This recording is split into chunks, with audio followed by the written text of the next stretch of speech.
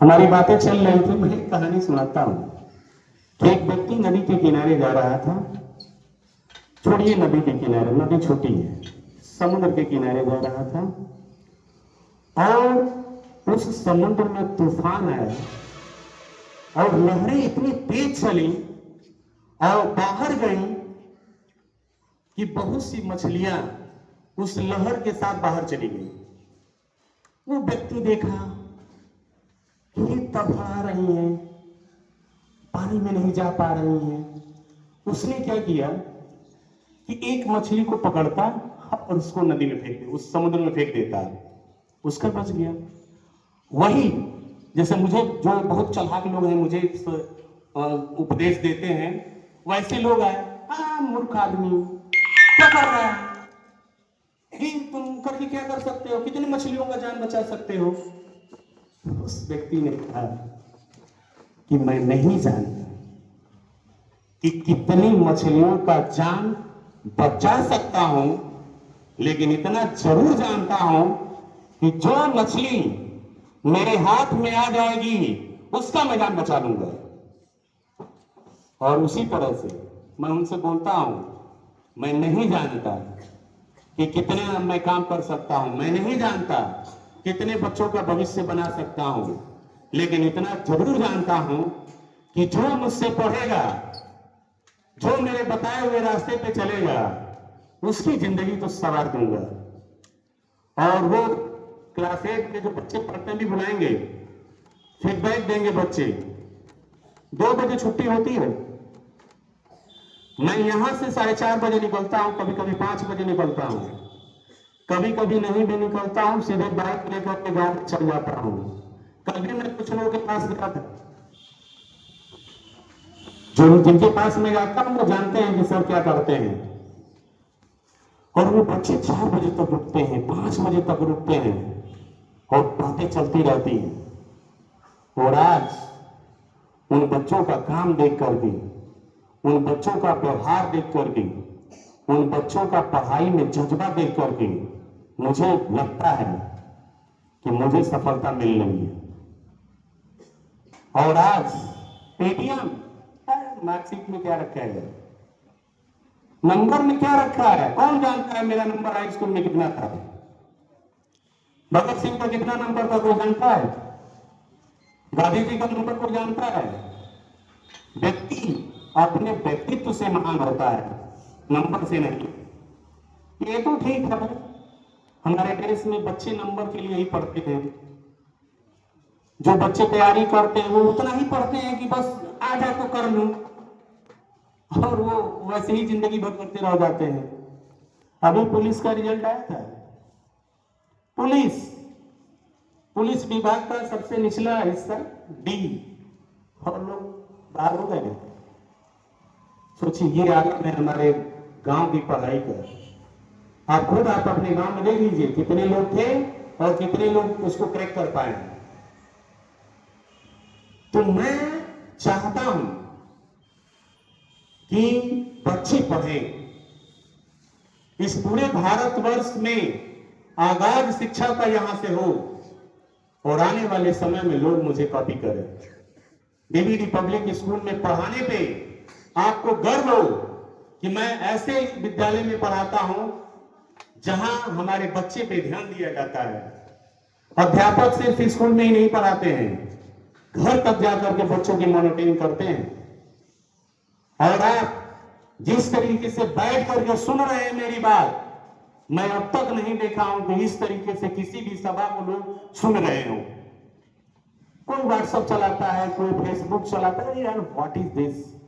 आप स्कूल में बैठे हैं, अपने बच्चे का भविष्य के लिए आए हैं, और आप आपके बच्चे में जो कमियां हैं वो बताना है, आपको उसमें दिमाग लगना चाहिए। आप क्या व्हाट्सएप और फेसबुक पे रखा है यार। एक आज का युवा क्या कर रहा है, एक सेल्फी लेकर के फेसबुक पे लगा के बार बार उसको देख रहा है कितने लाइक मिले। अरे लाइक की गोली मारो यार, तुम बनो ना, ऐसा बनो कि तुमको लाइक देखना ही ना पड़े, लोग तुम्हें इतने लाइक करें कि जिसकी कोई हदें ना हो। बस बन जा रहा है, बात शिक्षा की मैं बता दूं आपको, जिस तरह से हमको जिंदा रहने के लिए खाने की जरूरत है, कोई ऐसा व्यक्ति है क्या जो खाना ना खाए और पानी ना पिए तो भी जिंदा रह पाएगा? कोई है? नहीं ना। उसी तरह से शिक्षा है। अगर आप बेहतरीन बनना चाहते हैं, आप अपने देश के लिए कुछ करना चाहते हैं, अगर आपके सीने में जो दिल है आपको अपने देश के लिए धड़कता है, तो सबसे बड़ी बात तो यह होती है कि लोग देश नहीं जानते हैं। लोग बोलते हैं कि मैं अपने देश के लिए जान दे दूंगा। लोग बोलते हैं कि मैं भारत माता के लिए सर कटा सकता हूं, लेकिन मैं उनसे पूछता हूं, आखिर ये भारत माता है कौन? क्या आपने कभी देखा है? आज तक कोई नहीं बताया मुझे कि भारत माता कौन है और देश क्या है और किसके लिए हम जान देने के लिए तैयार हैं। फिर मैं बताता हूं, भारत माता इस देश के जितनी माताएं हैं, जितनी बहनें हैं, जितने भाई हैं और जितने पुरुष हैं, यही भारत माता है। आप इन्हीं के लिए जान देने की बात करते हो, तो आप इनके लिए जियो ना, जान देने की क्या जरूरत है ना? फिर मुझे लगा कि मुझे जिस सिस्टम में मैं हूं, बचपन से हालात कुछ ऐसे थे कि इस सिस्टम में मैं हूं, तो इस सिस्टम को इतना बेहतरीन बना दिया जाए कि आने वाले समय में हमको ये ना टेंशन हो कि बच्चा स्कूल में तो पढ़ता है लेकिन स्कूल में पढ़ाई नहीं हो रहा है। आज का आलम, जब से प्राइवेट स्कूलें आई हैं और इंग्लिश मीडियम स्कूलें आई हैं, तब से मैं देखता हूं कि कुछ लोगों को भोजपुरी बोलने में शर्म आ रही है। मैं इससे पहले जिस विद्यालय में पढ़ाता था, डोंट स्पीक भोजपुरी। फायर क्यों? भोजपुरी हमारी माता है, भोजपुरी हमारी मातृभाषा है, और आप बोल रहे हैं कि भोजपुरी मत बोलो। अगर आप पढ़ लिख करके आईएएस बन जाए, डॉक्टर बन जाए और आपके माँ बाप अनपढ़ हैं, क्या उनको आप फेंक देंगे? क्या उनको माँ बाप नहीं बोलेंगे? बोलिए। अरे यार, हमारे माँ बाप ही हमारे भगवान हैं, हमारे सब कुछ हैं। उसी तरह से भाषा भोजपुरी में हम लोग पैदा हुए हैं, भोजपुरी की सुगंध में हम लोग का निर्माण हुआ है, और आप बोलते हैं भोजपुरी अच्छी भाषा नहीं है। आप कौन है डिसाइड करने वाले? और फिर मैं बोलता हूं कि आपको भोजपुरी से ही भी उतना ही प्रेम होना चाहिए, आपको हिंदी से भी उतना ही प्रेम होना चाहिए, और इंग्लिश से भी उतना ही प्रेम होना चाहिए। मैं कहता हूं कि हिंदी नहीं, मैं कहता हूं कि भोजपुरी मेरी मां है और हिंदी मेरे बाप है और अंग्रेजी मेरी बीबी है।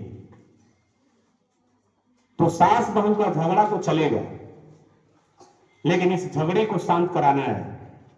अब आपको बैलेंस बनाना है कि मम्मी को भी देखना है, पापा को भी देखना है, और जो बीवी आई है वो भी आपके लिए ही आई है, उसको भी देखना है।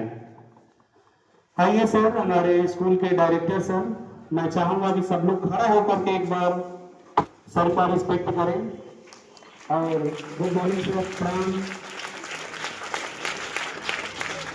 और बड़ा अच्छा लगता है कि हम सारे स्टाफ, आप सब उतने दूर क्यों बैठे हैं? आ जाइए, आ जाइए, आ जाइए। गाना चलता है कि पास वो आने लगे जरा जरा, और आप दूर जा रहे हैं। आइए, चलिए। अभी सर आए हैं, सर के बारे में मैं बता दूं, सर के संरक्षण में मैं काम करता हूं।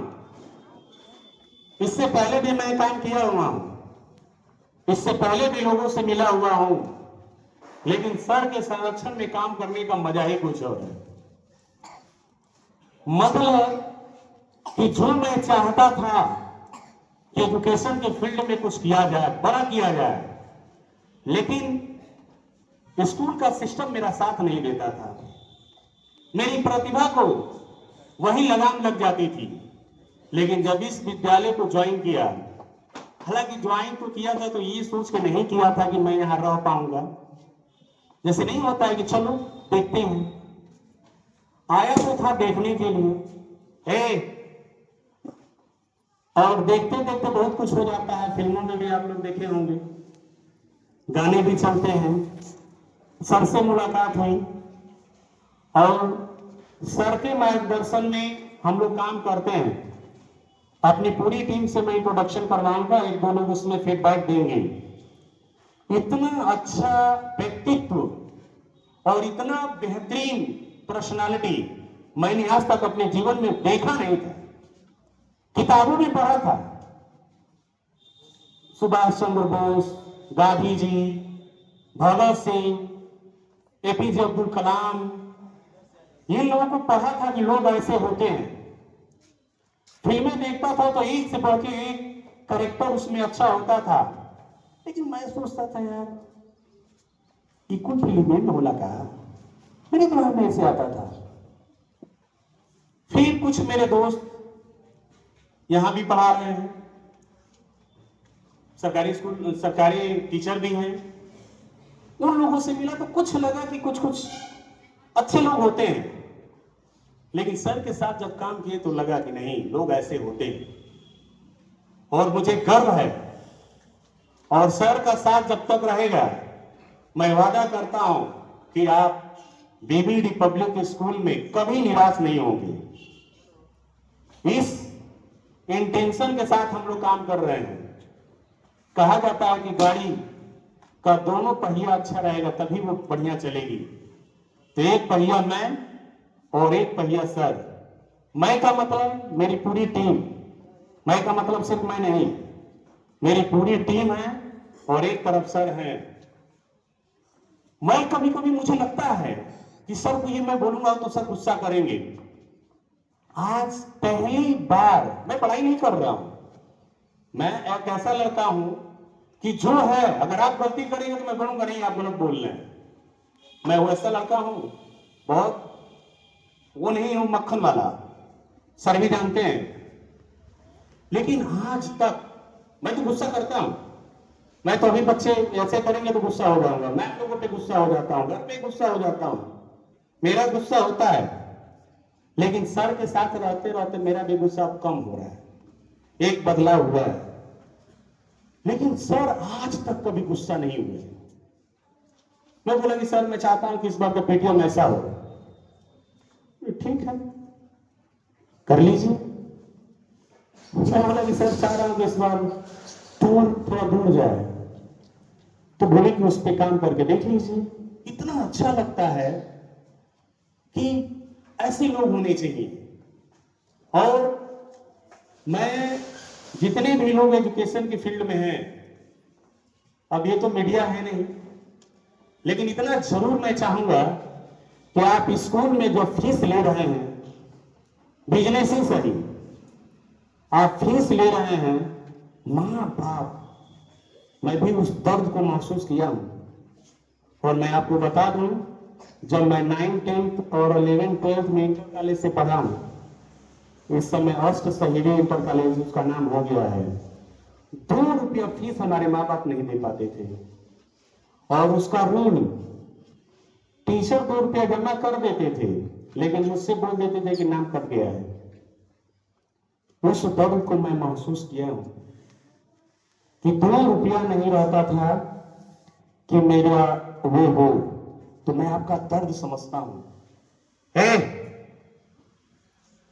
कि 500, 600, 700, 800 ग्रामीण क्षेत्र में खेती बाड़ी करके किस तरीके से आप मैनेज करके फीस जमा करते हैं। और मेरी पूरी कोशिश रहती है, और अब तक का 2 साल का एक्सपीरियंस आपके साथ है। आप लोग खुद सोचिए कि इन 2 सालों में मैं, मेरी टीम, डायरेक्टर सर की टीम मैनेजमेंट पूरी कोशिश करते हैं कि पूरा वसूल कर दे। आप 600 रुपया फीस देते हैं, लेकिन आपका लड़का 6 करोड़ रुपए का नहीं 6 अरब का बने। अभी हम लोग कहते हैं कि हमारा लड़का लाखों में एक है। अरे आपका लड़का लाखों में एक नहीं है, आपका लड़का अरबों में एक है, करोड़ों में एक है ना। पूरी कोशिश होती है, इसके बावजूद भी मुझे कहीं कहीं दिक्कत आ रहा है कि स्कूल में तो हम लोग काम कर रहे हैं, राउंड पे भी जा रहे हैं, बच्चों से भी मिल रहे हैं, गार्जियन से भी मिल रहे हैं, लेकिन बहुत से लोग अच्छे तो हो गए हैं। बेटा मैम आप यहां बैठ जाइए, कोई यहां बैठ जाओ। छोटे बच्चे हैं ना, ये बात बाउंस करता होगा, आप वहां यहां बैठ जाइए, बच्चों के साथ रहिए आप लोग। जब बच्चा माँ के पास होता है तो कुछ शांत रहता है। मेरी बेटी रोती है, 1 साल की मेरी बेटी है, तो मेरे पास रोएगी, सनी मनी के पास रोएगी, लेकिन अपनी मम्मी के पास जाते साथ। तो टीचर है, आप माँ हैं, आप साथ में बैठ जाइए, देखिए फिर बच्चे शांत हो जाएंगे।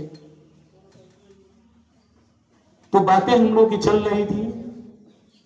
देखिए सर, बच्चे को अगर पढ़ाना है, और मैं शिक्षा पे थोड़ा सा बात कर लूं, जिस तरीके से हम लोग को खाने के, जिंदा रहने के लिए भोजन की जरूरत है, उसी तरह से अपने जीवन को बेहतरीन बनाने के लिए शिक्षा की जरूरत है।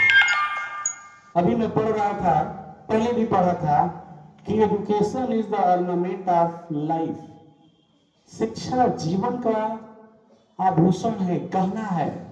जब मैं छोटा था तो मेरे टीचर बोलते थे कि शिक्षा जीवन का सबसे सुंदर गहना है। गहनों में भी अब लोहा का चेन नहीं पहनेंगी, तो बताइए, हम सभी जानते हैं, आज भी आपको दिख रहा होगा कि जो व्यक्ति शिक्षित है वो आगे है, जो व्यक्ति शिक्षित है वो मार पीट झगड़ा लड़ाई नहीं करता है। जिनके बच्चे पढ़े लिखे हैं, समझदार हैं, वो बुढ़ापे में अपने माँ बाप का लाठी का सहारा बने हैं। अब मैं सोचता हूं कि जब आप जानते हैं कि शिक्षा इतना जरूरी है, तो फिर आप अपने बच्चे को पढ़ा क्यों नहीं रहे? फिर आपके पास टाइम क्यों नहीं है अपने बच्चे के लिए? आज 300-400 के करीब हमारी स्ट्रेंथ है, ये देख लीजिए गार्जियन की संख्या। ये गार्जियन, अरे आना तो ऐसे चाहिए कि इसमें बैठने के लिए जगह ना हो, लेकिन आज जागरूकता कम है। और आपको लगता है कि आप स्कूल में एडमिशन करा दिए और आपका लड़का कलेक्टर बन के निकलेगा? जो लोग जाते हैं कलेक्टर बनने ना, वो लोग फेशियल करा के घूम रहे हैं दिल्ली में। जो लोग जाते हैं कलेक्टर बनने, मैं उनकी बात कर रहा हूं। और आप बच्चों को सोच रहे हैं कि बस एडमिशन करा देंगे और हो जाएगा। बताइए, ऐसा हो पाएगा? नहीं हो पाएगा। तो मेरा आपसे रिक्वेस्ट है कि अगर भगत सिंह की भूमिका में हम लोग हैं, तो आप भी आइए, आप भी कुछ जुनून पालिए कि बच्चे को पढ़ा के कुछ बनाना है, और इस तरह से बच्चे का निर्माण करना है कि बच्चा मेरे भी काम आए और देश के भी काम आए। देश सर्वोपरि है भाई, देश है तभी हमारा और आपका वजूद है। हम और आप अच्छे से जी पाएंगे, तो हम सबको ह्यूमन रिसोर्स बनना होगा। और इस क्रम में मैं थोड़ा सा एक टेस्टिंग करवाने की कोशिश करूंगा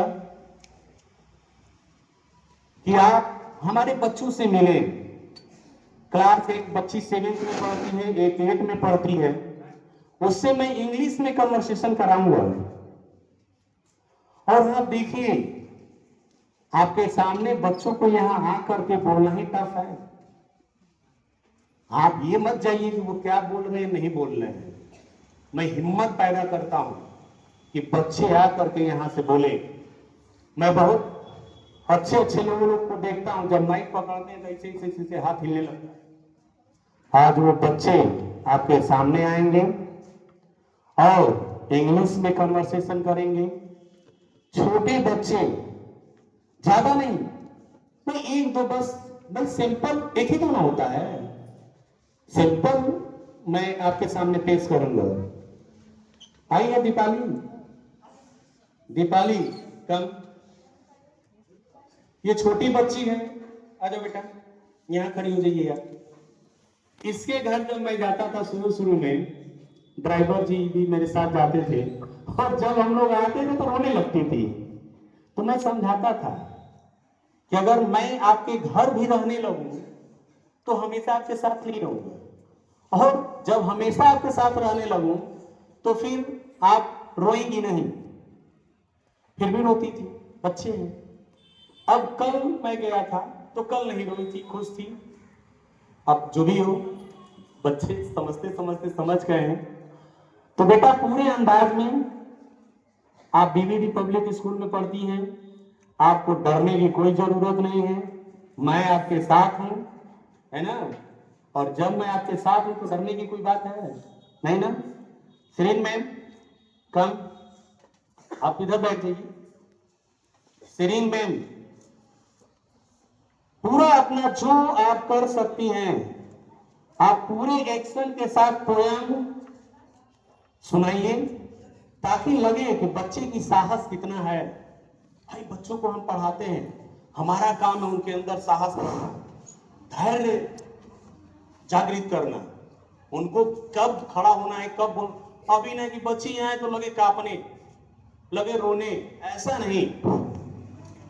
मैं एक बहुत बड़े विद्यालय में गया था, मैं विद्यालय का नाम नहीं लूंगा। बच्चे ग्रेजुएशन वाले थे और हमसे बोले कि विमलेश, मैं चाहता हूं कि हमारे यहां बच्चे पढ़ के किसी भी अधिकारी के ऑफिस में जाएं तो उनको बात करने में दिक्कत ना हो। मैं सोच रहा था, इतनी छोटी सोच, इतना बड़ा यूनिवर्सिटी खोल करके, और आप ये सोच रहे हैं कि बच्चा ऑफिस में जाए तो बस।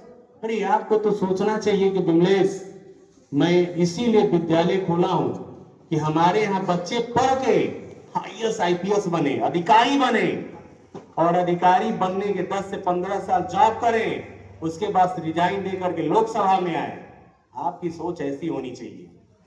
हम सोच रहे हैं कि बच्ची यहां खड़ा हो जाए, अरे बच्ची यहां खड़ा हो जाए, विथ एक्शन बच्ची परफॉर्म करे। और आज आप देखिए, फिर अभी कभी अगली बार हम मिलेंगे तो देखिएगा इसी बच्ची में कितना इंप्रूवमेंट हुआ है।